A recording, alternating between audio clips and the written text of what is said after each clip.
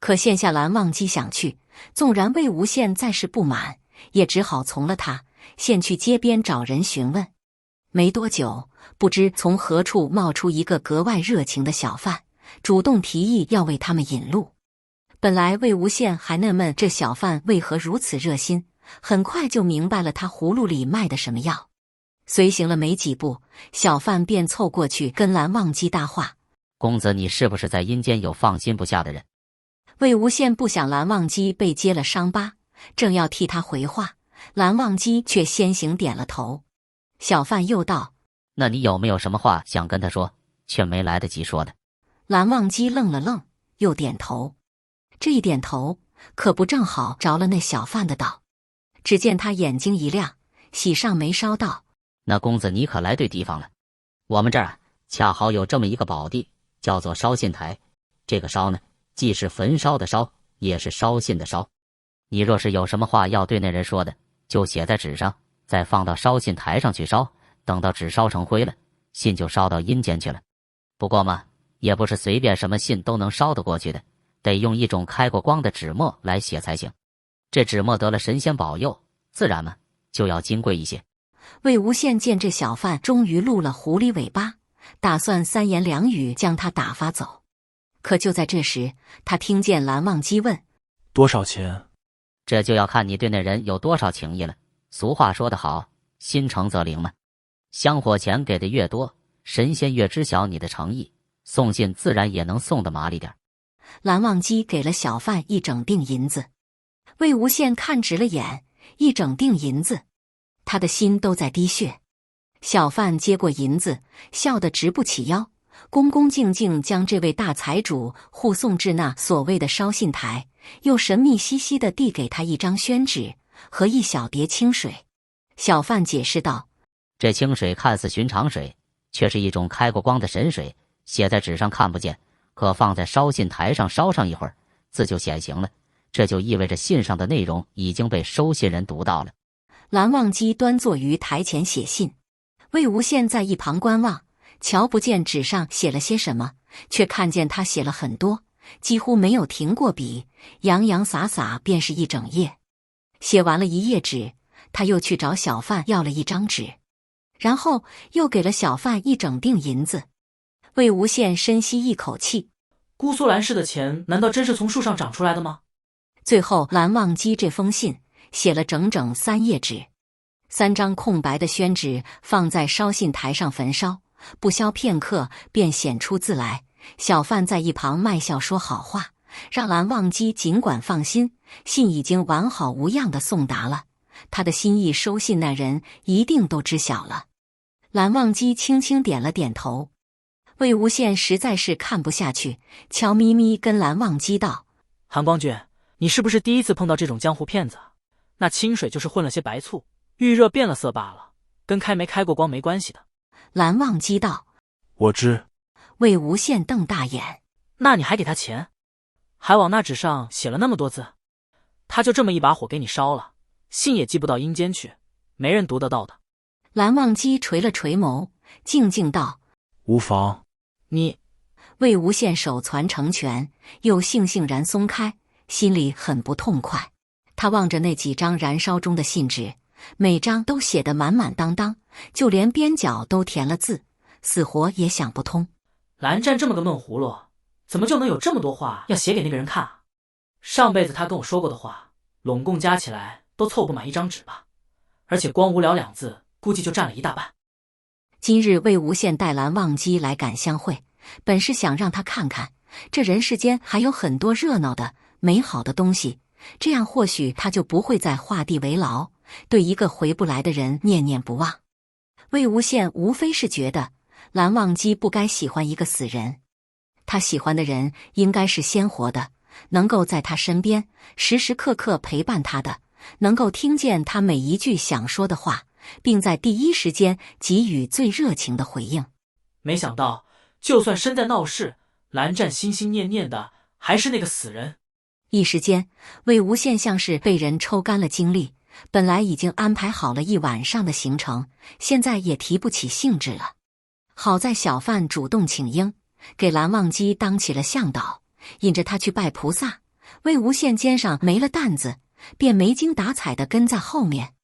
这里的菩萨的确是阴阳都管，烧香时若是烧单数香，则是讨阳福；若是双数，讨的便是阴福。蓝忘机一路上拜了4、5尊菩萨，无一例外，点的全是双数香。魏无羡忍不住问：“都是给你那位故人上的？”蓝忘机不说话，默默将手里的4支香插进身前的铜鼎。魏无羡叹了口气，半晌向前一步，也点燃了4支香。蓝忘机看了他一眼，微微蹙眉。魏无羡侧过头去，凝视着蓝忘机的眼睛：“我虽是不认识你那位故人，可既然你那么惦记他，那我想他应该是个好人吧？”“是。”魏无羡扬了扬眉间。蓝忘机说这话时，眼睛微微睁大，声音也比平日急促响亮了些。被魏无羡这一盯，蓝忘机似乎意识到自己反应过激，又压低声音补了一句：“是个好人。”3鞠躬后，魏无羡将香插在了蓝忘机那4支香的旁边，暗自在心里威胁那个不认识的人：“蓝湛他好不容易来一次相会，就只顾着给你祈福了。你要是有点良心，就别把福分都用完了，记得还给他一些。可别忘了，我是何等人物，要是惹了我，阴间阳间你都别想好过。”几尊菩萨后，两人手上的香快要耗尽，魏无羡便提出去附近的摊贩处买一些。付完钱后，他想起这次来的正事，便又借机向摊贩打听了柳宗主的事迹。据说这柳宗主原是魏阳一位名不见经传的小家主。年初时，风头最盛的咸阳裴氏府上办花宴，柳宗主前去赴宴，同去的还有仙都金光瑶。那时裴金2人正因瞭望台一事闹不快，金光瑶携着幼子金如松前去赴宴，本是想与裴宗主缓和关系，却没想到金如松于宴后离奇死亡，死因扑朔迷离。多亏了柳宗主提供关键线索，这才锁定真凶。见柳宗主办事得力，金光瑶便将原先裴宗主的职务委任于他，渐渐的，家族便兴起了。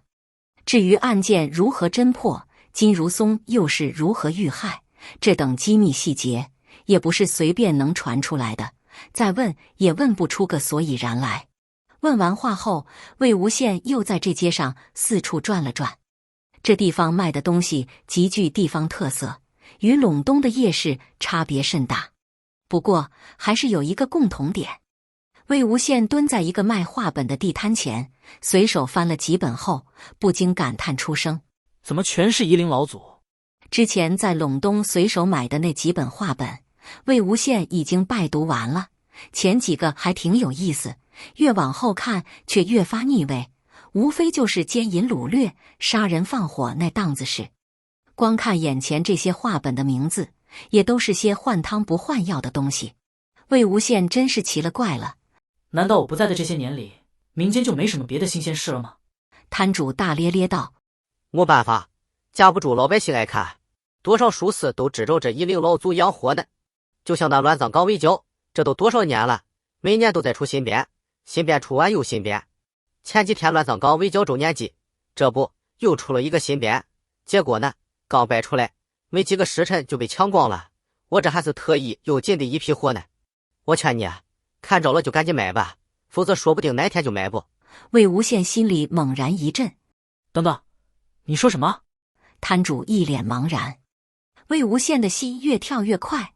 乱葬岗围剿周年祭？是啊。魏无羡急问：什么时候？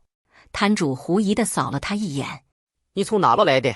怎么连乱葬岗围剿什么日子都不知道？他当然不知道了。那段日子他每天浑浑噩噩，连自己身在何处，是梦是醒都说不清，又怎会有那个心思去记自己的死期？魏无羡扶住摊主的肩膀，努力抑制情绪，才道：具体是哪一天？就是3天前吧。魏无羡松开摊主的肩膀，神情恍惚，嘴里念念有词：3天前，3天前。一阵天旋地转后，魏无羡将目光投向不远处，只见蓝忘机认认真真地将4支香插进了铜鼎，然后虔诚地闭上了眼。未阳城内以前从未诞生过什么知名仙家，亦少有江湖恩怨。一般百姓若是遇到邪祟作乱，往往都乘着渡船前往咸阳或渭水一带其他稍大的城镇寻求外援。魏阳柳氏是这一年才刚刚冒出头来，算得上当地第一个排得上号的仙门。魏无羡对这些新秀暴发户的作风可谓是再熟悉不过。